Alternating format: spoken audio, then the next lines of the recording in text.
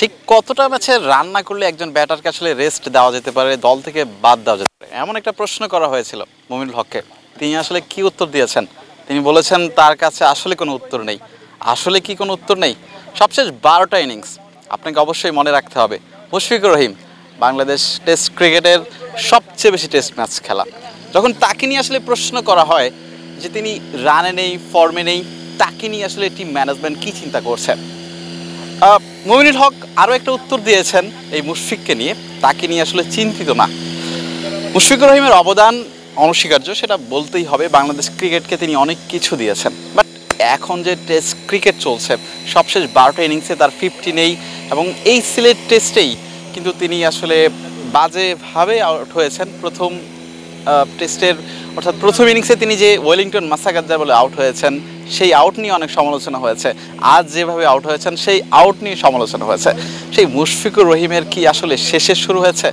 অনেক প্রশ্ন ছিল, অনেক অনেক অনেক ব্যাপার ছিল আসলে, যেখানে আমরা প্রেস কনফারেন্সে বলেছিলাম যে মুশফিককে নিয়ে আসলেই কি চিন্তা করছে। হয়তো অনেক প্রশ্নের উত্তর আছে মুমিনুল হকের কাছে, তিনি আসলে হয়তো বলতে চান না। তবে মুশফিকুর রহিমকে আসলেই কামব্যাক করবেন? সিলেট টেস্টের তৃতীয় দিন শেষে বাংলাদেশ দল আসলে কোথায় দাঁড়িয়ে আছে? 112 রানে লিড হয়েছে।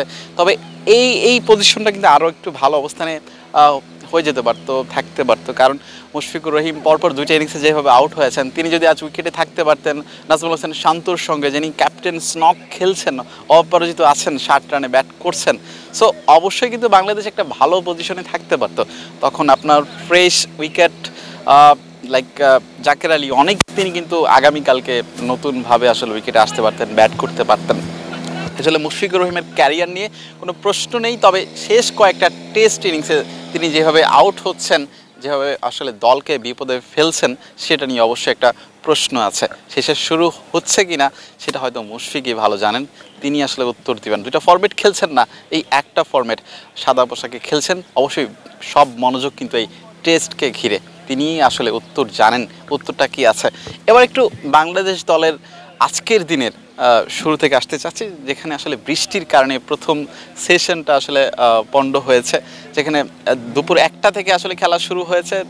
1টা থেকে খেলা শুরু হওয়ার পর কিন্তু সাদমান তো আগের দিনই আউট হয়েছেন, মাহমুদুল হাসান জয় কিন্তু বেশি রান করতে পারেননি, অল্পতেই আসলে আউট হয়েছেন। তারপর মুমিনুল হক এবং নাজমুল হোসেন শান্তর দুর্দান্ত একটা জুটি, যে জুটিটা দেখে মনে হচ্ছে তারা দারুণ ছন্দে আছেন এবং বাংলাদেশ দলকে একটা ব্যাটার পজিশনে আসলে নিয়ে যেতে পারবেন। সেই মুমিনুল হক প্রথম ইনিংসের মতো কিন্তু তিনি আসলে দ্বিতীয় ইনিংসেও শুরুটা পেয়েছেন, কিন্তু ইনিংসটা ক্যারি করতে পারেননি। তিনি সেই প্রশ্নের উত্তরও দিয়েছেন প্রেস কনফারেন্সে, যে নিজের যে একটা দায়িত্ব ছিল, সেই দায়িত্বটা তিনি ঠিকঠাক পালন করতে পারেননি এবং সেই দায়টা তিনি কাঁধে তুলে নিয়েছেন।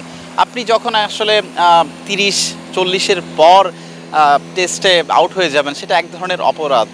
সেই অপরাধ কিন্তু মুমিনুল হক স্বীকার করেছেন, যে বলেছেন যে আমার দায়িত্বটা ছিল যে ইনিংসটা ক্যারি করা এবং লম্বা করতে পারা, সেই দায়িত্বটা তিনি ঠিকঠাক পালন করতে পারেননি।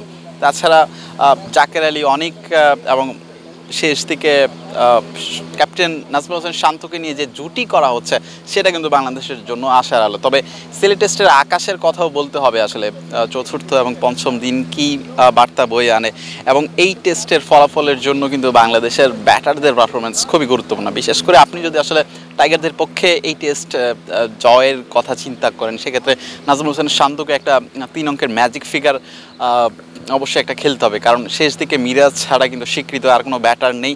যেখানে এই সিলেট টেস্টে কিন্তু নিউজিল্যান্ডের বিপক্ষে 2023 সালের নভেম্বর মাসে একটা শতক আছে নাজমুল হোসেন শান্তর। সো অবশ্যই তিনি লম্বা সময় ধরে আসলে রানে নেই, শুরুটা পাচ্ছেন, তিনিও বলেছেন এই একটা সুযোগ, এই 60 রানকে অবশ্যই তিনি 3 অঙ্কের ম্যাজিক ফিগার, একটা সলিড ফিগারে নিতে চাইবেন।